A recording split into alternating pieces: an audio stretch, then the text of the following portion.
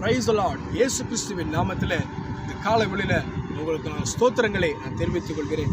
சங்கீதம் 138 7வது வசனம் இப்படியாக சொல்கிறது, நான் துன்பத்தின் பாதையில் நடந்தாலும் நீர் என்னை உயிர்ப்பிக்கிறேன்.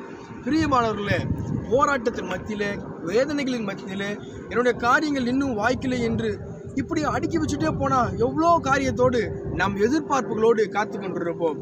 ஆனால் நாம் எதிர்பார்த்த காரியங்கள் நடக்கிற வேளையில் யாராகிலும் நமக்கு உதவி செய்வார்களா, யாராகிலும் எனக்கு நடுவாக நிற்பார்களா, யாராகிலும் எதிர்பார்த்து தான் ஒரு காரியத்தை செய்வோம். ஆனால் நாம் எதிர்பார்த்த காரியங்களிலே எதிர்பார்க்கிறவரை மறந்துவிட்டு நமக்கு எதிர்பார்க்காதவரை நாம் நோக்கி கொண்டிருக்கிறோம். ஆகையால் நாம் துன்பத்தின் பாதையில் நடக்கும் பொழுது அநேக முறை நம்ம இடறி விழுந்திருப்போம்.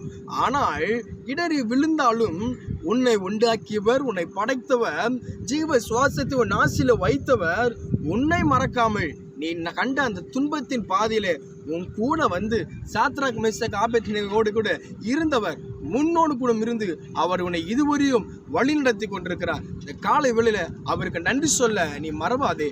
God bless you. Have a nice day.